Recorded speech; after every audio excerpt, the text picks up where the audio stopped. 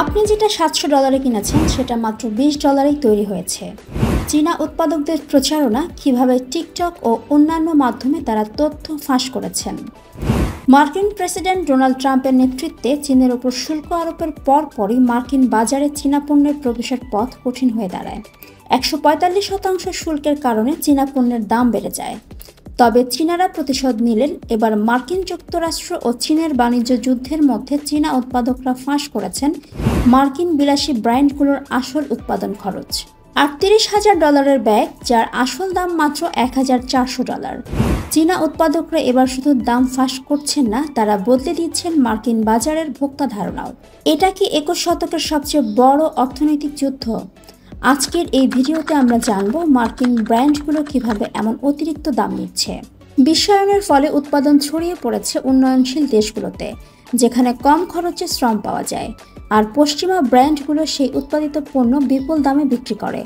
কিন্তু সাম্প্রতিক সময়ে চীনা উৎপাদকরা সোশ্যাল মিডিয়ার মাধ্যমে প্রকৃত উৎপাদন ব্যয় প্রকাশ করে জাতীয়তাবাদী শুল্ক নীতির বিরুদ্ধে প্রতিবাদ জানাচ্ছে। আপনি কি জানেন যে আপনার প্রিয় ব্র্যান্ডের বিলাসী পণ্যগুলি আসলে কতটা সস্তা? বিলাসবহুল ব্র্যান্ডের লোগোই কি তাহলে আসল পণ্য? চীনা উৎপাদকেরা দাবি করেছেন গুচির বেল্ট, লুইস ভুইটন ব্যাগ বা আইফোন, যেগুলো মার্কিন বাজারে হাজার হাজার ডলারে বিক্রি হয়, সেগুলোর উৎপাদন খরচ কিন্তু $10 থেকে $20 মধ্যে। হ্যাঁ, সঠিক শুনেছেন, চীনের উৎপাদকেরা টিকটকে প্রকাশ করেছেন এসব পণ্যের আসল দাম। গুচির একটি বেল্ট $700 বিক্রি হলেও এটি তৈরি হতে খরচ মাত্র $20। মার্কিন ব্র্যান্ডগুলোর মূল্য কিভাবে বাড়ে? অদ্ভুত হলেও সত্যি, এসব বিলাসী পণ্য সাধারণত তাদের ব্র্যান্ড বা নামের জন্য অতিরিক্ত দাম দাবি করে থাকে। ডিওরের জুতা, যা $1200 বিক্রি হয়, চীনের উৎপাদকরা দাবি করছেন তার উৎপাদন খরচ $20 মাত্র। তো প্রশ্ন হলো, ব্র্যান্ডিংয়ের জন্য আপনাকে এত বেশি টাকা দিতে হচ্ছে কেন? এতে করে আমরা কি কিনি? মান নাকি মর্যাদা? ব্র্যান্ড মানে কি শুধু পণ্যের মান, নাকি সমাজে নিজেকে তুলে ধরার মাধ্যম? পণ্যের মান না নাম, আপনার কাছে কোনটা বেশি গুরুত্বপূর্ণ? চীনা উৎপাদকদের বক্তব্য, পণ্যটির উপাদান ও ডিজাইন একই, শুধু লোগো নেই। তাহলে বাকি হাজার হাজার ডলার শুধু ব্র্যান্ডিং ও মর্যাদার দাম? এটি এক গভীর মনস্তাত্ত্বিক প্রশ্ন। ভোক্তা আসলে কি পণ্য কিনছে, না স্ট্যাটাস? চীনা উৎপাদকদের মতে বাজার মূল্যের অধিকাংশ স্ট্যাটাস সিম্বল। তারা অনলাইন মার্কেট প্লেস খুলেছেন, সরাসরি ক্রেতাদের কাছে OEM সংস্করণ বিক্রি করছেন। এর ফলে ব্র্যান্ডগুলোর প্রতি বিশ্বাস কিছুটা নড়বড়ে হচ্ছে। চীনা উৎপাদকদের এই তথ্য ফাঁস বিশ্বজুড়ে বিলাসবহুল পণ্যের বাজারকে কাঁপিয়ে দিয়েছে। আপনি যদি লোগো ছাড়া সেই একই মানের ব্যাগ বা বেল্ট পান, আপনি কি তবুও ব্র্যান্ডটি কিনবেন?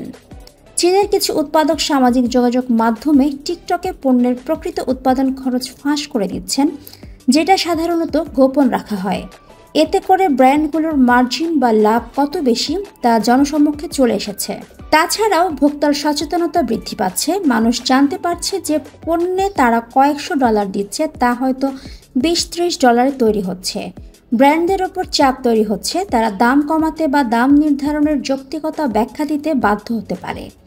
বাজারে প্রতিযোগিতা বাড়ছে। মানুষ যখন উৎপাদকের কাছ থেকে সরাসরি পণ্য কেনার চেষ্টা করে, তখন মধ্যস্বত্বভোগীদের ভূমিকা দুর্বল হয়। চীনাদের উৎপাদন খরচ ফাঁস করে দেওয়াতে বাণিজ্য রাজনীতিতে যোগ হয়েছে নতুন মাত্রা। মার্কিন চীন বাণিজ্য যুদ্ধে এটি এক ধরনের তথ্য অস্ত্র হয়ে উঠতে পারে বলে ধারণা করা হচ্ছে। তবে সতর্কতাও আছে। সব তথ্য যে একেবারে সত্য তা বলা যায় না। অনেক সময় এর পেছনে চীনা উৎপাদকদের মার্কিন বা ইউরোপীয় কোম্পানির বিরুদ্ধে বাণিজ্যিক কৌশল থাকতে পারে। চীনা উৎপাদকরা সোশ্যাল মিডিয়ায় ফাঁস করছেন বিলাসবহুল পণ্যের আসল উৎপাদন খরচ।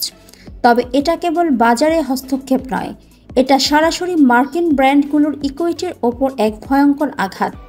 চীনা উৎপাদকরা মার্কিন বাজারে পারসেপশন অফ ভ্যালু, অর্থাৎ মূল্যবান মনে করার ধারণাকেই চ্যালেঞ্জ করছেন। এটা নিঃসন্দেহে 21 শতকের একটি চরম অর্থনৈতিক লড়াই। তাহলে এখন প্রশ্ন আপনার কাছে, আপনি কি শুধু ব্র্যান্ডের নামের জন্য $1000 দেবেন, নাকি গুণগত মান খুঁজে নেবেন অন্য জায়গায়? চীনা উৎপাদকদের ফাঁস করা এসব তথ্য সত্যিই মার্কিন ব্র্যান্ডগুলোকে বড় চ্যালেঞ্জের মধ্যে ফেলে দিয়েছে। তবে এই যে ব্র্যান্ড নাম নিয়ে উচ্চ মূল্যের ব্যাপার, তা কি খুব একটা বিশ্বাসযোগ্য? আপনার কি মতামত? নিচে মন্তব্য জানান।